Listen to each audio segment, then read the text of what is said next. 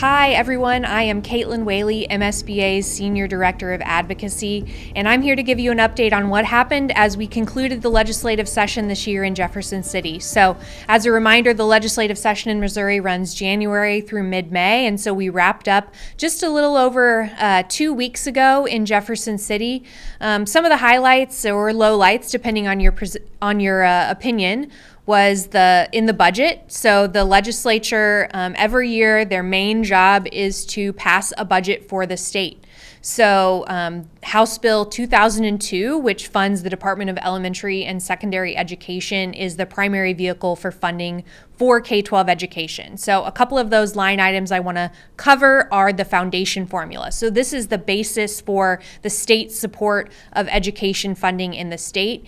And throughout the process, the funding formula, both when the governor proposed it, the House version, the Senate version, and then the final version, were all $190 million short of fully funding. So that's obviously disappointing. Missouri has been made it a point of pride for around the last decade to fully fund the foundation formula, which is the statutory guideline for what is needed to fully fund schools. So coming $190 million short is certainly disappointing and will have a real impact in the classroom. But the funding that schools will receive will be mostly flat to what they received this year. As many of you know, the foundation formula this year was being paid short of the state adequacy target. The state adequacy target this year was funded at about $7,145 a student. But the actual paid out amount over the course of the year was around $6,900. That was due to funding through the lottery and Prop C coming in short. And so there was not enough cash to provide districts the funding they needed. And that funding level is roughly what we'll see next year, maybe a little bit lower in the foundation formula due to that $190 million shortfall. One thing I do want to highlight, though, is your MSBA advocacy team at really the 11 and a half hour was able to secure $45 million and potentially another 15 when there was a bit of trickery maybe in the House and between the House and the Senate, and there was not enough cash in the budget to fund the SAT that they were going for, which is still $190 million short, but we were able to find $45 million in capital in a fund that was going to be used for capital improvements at the Capitol, as well as some unexpended ARPA dollars that were still left over from projects that didn't get started on time. So we were able to prevent an additional deficit beyond that $190 million. And that came with a promise from the governor that he would not be vetoing or withholding from some of that cash from the foundation formula or from the transportation line, which is funded at around 90%, which is generally considered full funding. It's funded $15 million addition beyond what this current year. So we were happy to see that. A couple other items I'll highlight is Career Ladder did have a cut of $15 million, but that $15 million was unexpended funds, so there shouldn't be an impact. Baseline teacher salary was fully funded, and the rural schools grant was funded at $30 million as well. One thing that was really disheartening was in this time when we're struggling to meet our statutory and our constitutional requirement of funding public education is the legislature chose to put an additional $10 million of general revenue into the voucher program that's used to put money to pay for tuition to unaccountable private schools. So we continue to be frustrated with the legislature, their choice to divert, at this point now, $60 million in general revenue towards a program that is completely is not required and used to be a tax credit program, but last year, in this current fiscal year, I suppose, is their first year they spent general revenue. So, overall, not what we wanted to see, and I will continue to caution that the fiscal outlook for the state is rocky for the next year.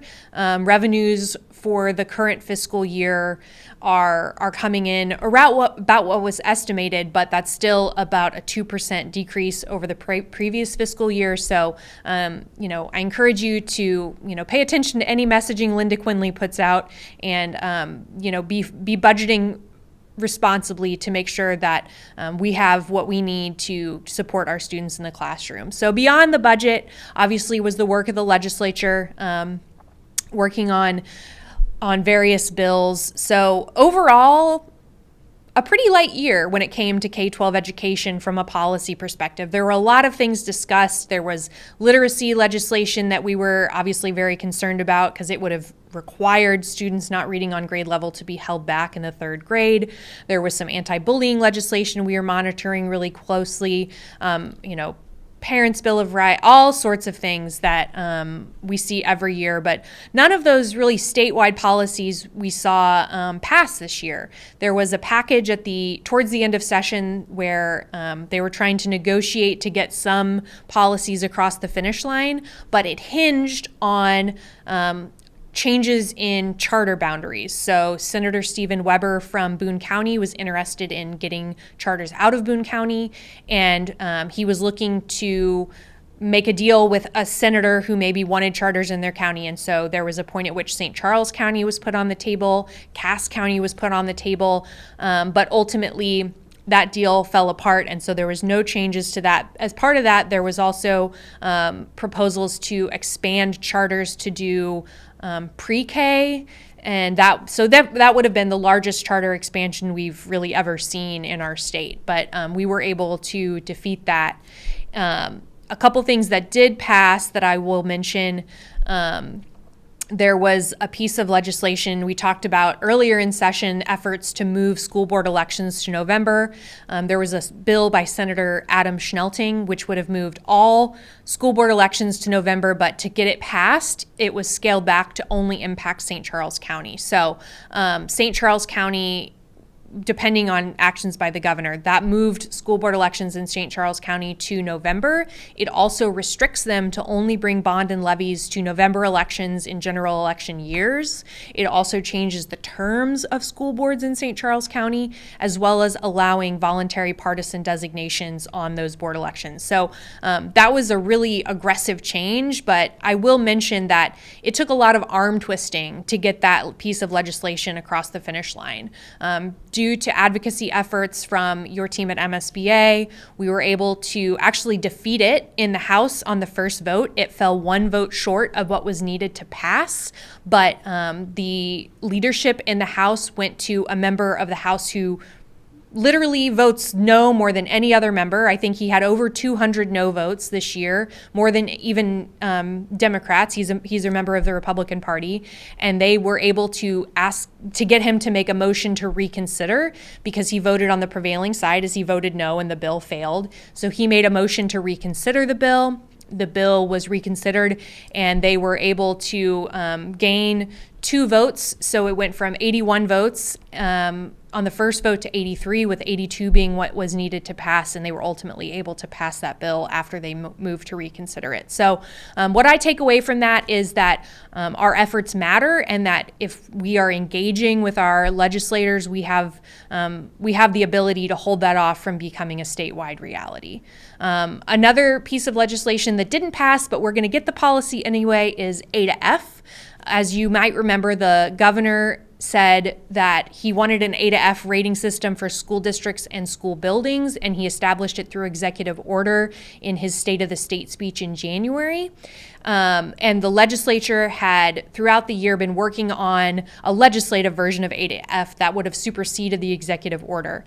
And we were heavily involved in, what that would look like to be as least bad for schools as possible, because sometimes that's the reality of what we're negotiating. But ultimately, that piece of legislation got wrapped up into the deal that involved the charter schools and some other education policies, and no A to F legislation was passed. So that doesn't mean that it's not coming. It just means that we will be getting it through executive order. We have not seen regulations yet from the Department of Elementary and Secondary Education, which is what will be required before it can be implemented. So it will not be implemented for the coming school year. It would not be ready to go until school year beginning in 2027. So we will be watching for that. Also, myself and Catherine Harriston are here at MSBA will be talking about the A to F policy at Summer Summit if you're able to join us there. So that is kind of the summary of what happened at a very high level in Jefferson City. The legislature will be back in September for veto session.